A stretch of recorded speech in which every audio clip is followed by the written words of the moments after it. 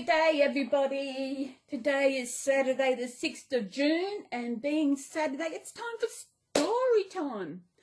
And today I have got 5 babies. I have got little Mary. I can't remember her kit, but when I brought her, it said the Meredith kit, but she's not the Meredith kit. Her name's Mary. And I got Poppy, which is amazing. Not that Poppy is amazing, oh, she is that I watched Stephanie's video this morning of her new latest baby. Oh my God, she called it Poppy. It's adorable. You got to go watch Stephanie's latest video. Beautiful baby. And I got little Quinn on the end. Look how... When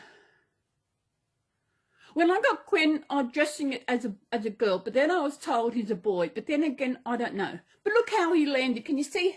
You can see how his legs landed when I put him down. He's got his leg crossed. And of course, the one and only Garfield on the end. And I have got 2 of these little babies. These were created by Tambry, Stephanie's daughter. This one's Tam and this one's Beth. Beth because Tambry's second name is Elizabeth, so they're after them. So today's story is a bit long, but I had a look at it. I haven't read it, but I had a look at it. I'm just trying to remember if I do remember this this name. Okay, so today's story is The Flying Trunk. Has anybody read The Flying Trunk? It's a bit longer than last week. So this week I've actually got some water in case I need a drink. So, The Flying Trunk. Oh, sorry, little Beth. Once there was a merchant so rich he could have paved the street in silver, but instead he chose to leave all his money to his idle son. After enjoying the high life, the son soon found that all his father's money had vanished. The people who had claimed to be his friends disappeared too, and the son was left with nothing but an old trunk with a mysterious note saying, pack up and be off. The merchant's son was amazed to discover that the old trunk could fly. He climbed in, closed the lid, and flew high into the sky, leaving his troubles behind. At last the trunk descended and found himself in a foreign land. Standing on a hill on the horizon was a magnificent palace. Who lives in that palace? He asked a passing stranger. The king's daughter, came the reply.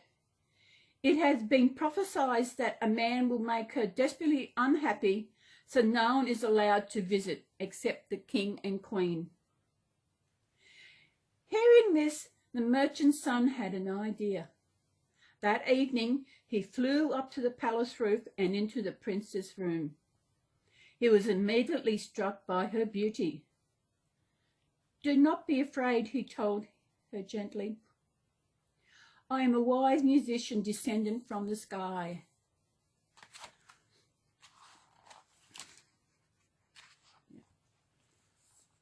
The lonely princess was excited to meet someone other than her parents. She was entranced by the strangest tales of mermaids in the dark blue seas and princesses on high magical snow-clad mountains. She believed this magician had been sent for her and readily agreed to his proposal. You must come to meet my parents at once, she told him. I'm sure the king and queen would be pleased to hear I am to marry a magician. Then she gave him some advice. They are very fond of stories. My mother likes them to be moral, and my father likes them to be merry. I shall bring a tale as my bridal present, he replied confidently. And he flew away. And before he flew away, the princess gave him a gift of a sword studded in gold. I shall exchange this for more fine clothes, he thought as he waved his princess farewell. Oh, interesting. When the merchant's son arrived at the palace a few days later, The princess proudly introduced him to the king and queen as a magician and storyteller. "There was once a bundle of matches," he began. "They lay on a mantelpiece between a tinder box and an iron saucepan. They often talked about their youth." The king and queen smiled in approval. The matches were proud that they had once been branches on a towering fir tree, the merchant's son continued.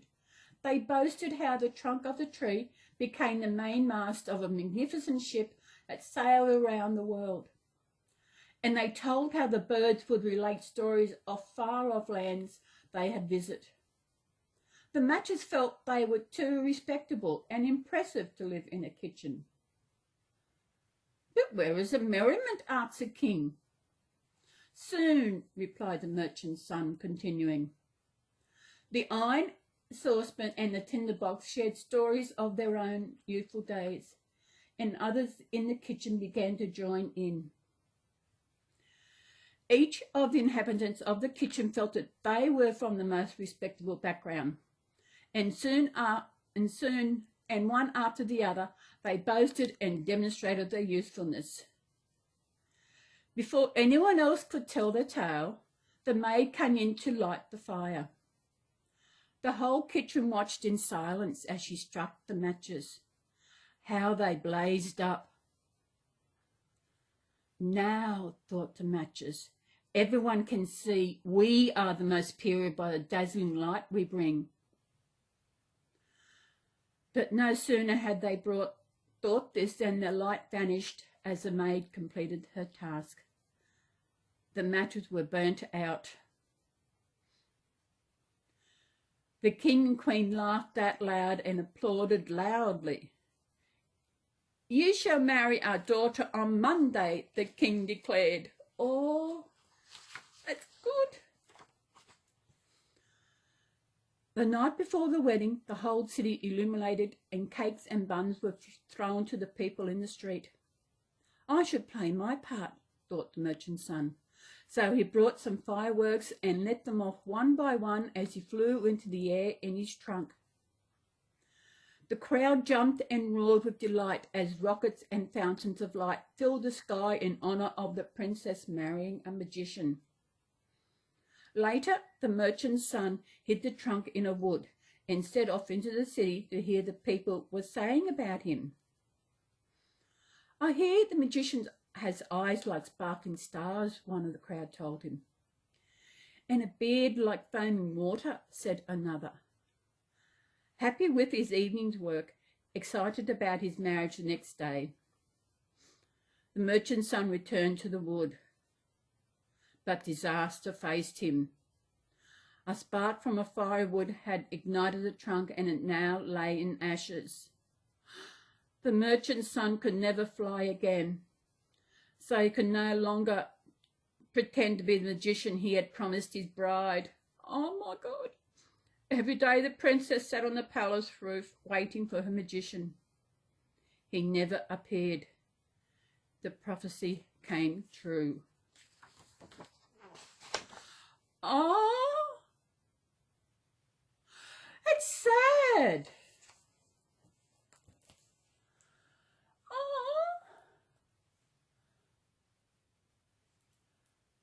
I've got to remember what they're so long.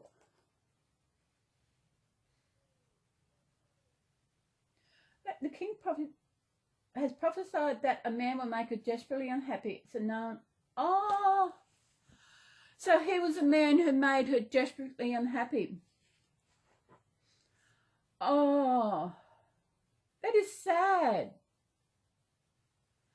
But, yeah. A weird story. Has anybody heard that before? I don't know how you thought about it. But but it was sad.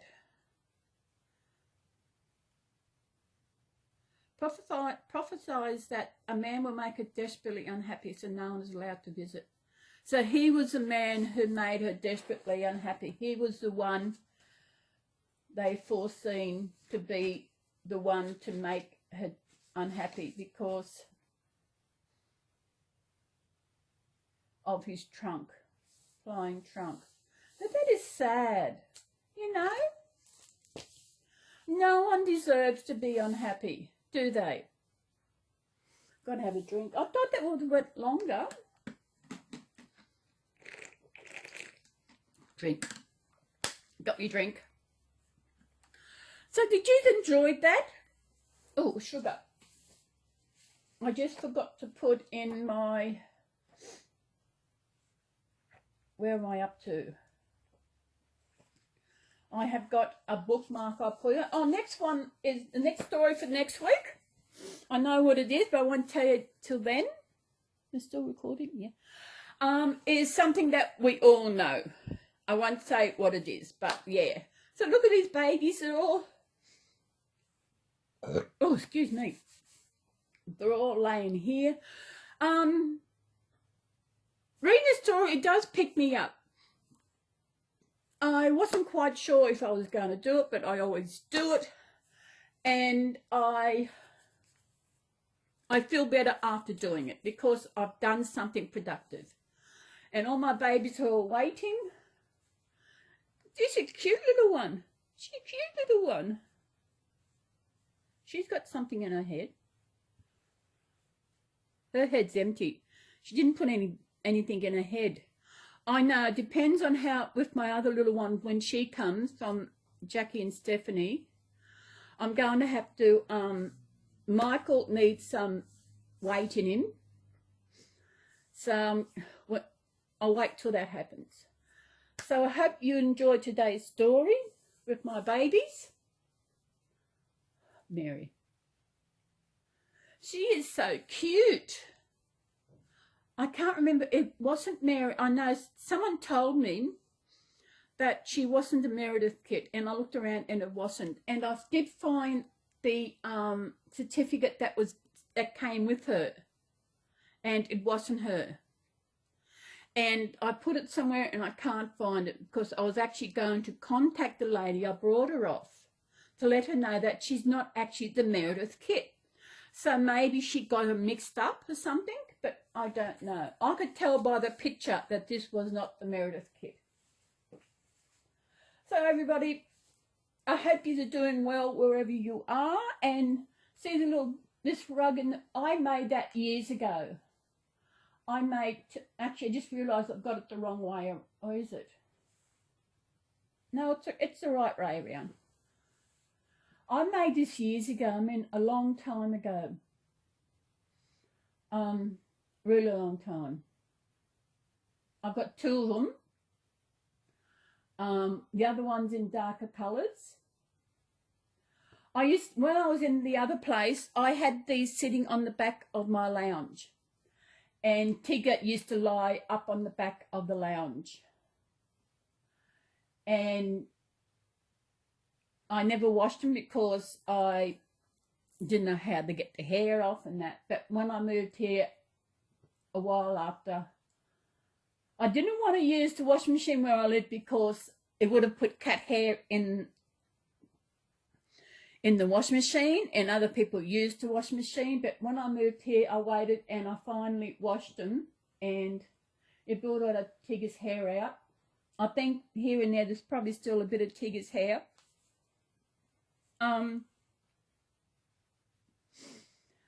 Actually, the anniversary of when I adopted him is coming up, and I'm hoping to do a special video for that. Yeah, I might talk about that in my Sunday chat. So I hope you're having a good day wherever you are in this beautiful world. I hope you weren't confused about that story. Well, I got the gist of it. There was this princess who was prophesied that there would be a man who would make her desperately unhappy. So she lived by herself in the castle, only seeing her parents, until a magician who said he was a magician came to visit and said that he would marry her, and they were going to get married.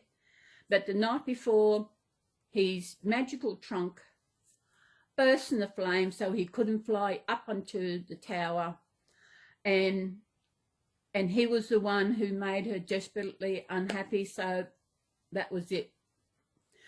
To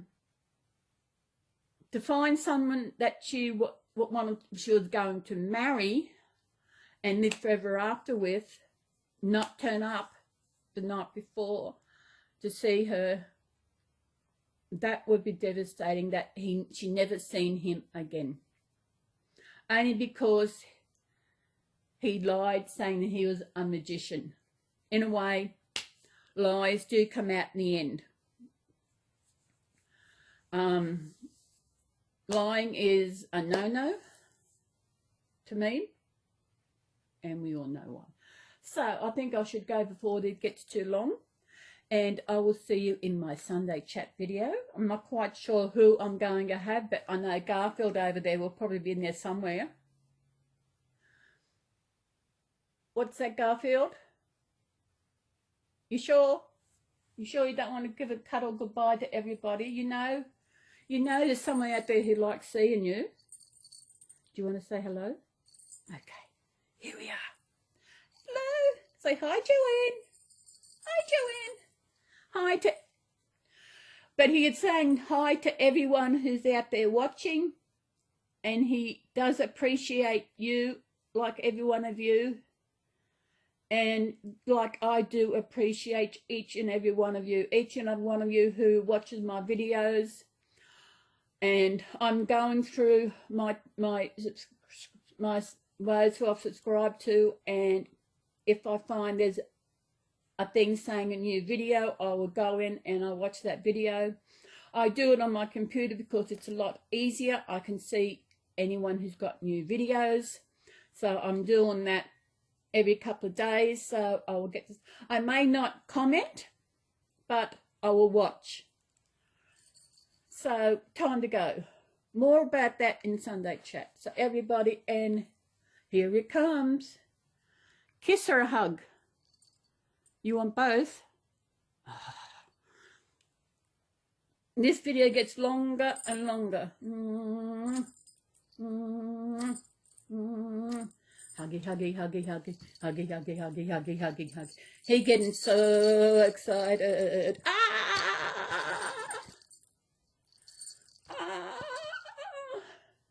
Only 2 hugs. And we'll see in Sunday chat. So bye-bye. Bye-bye. Bye-bye, babies. Bye-bye, babies. Bye.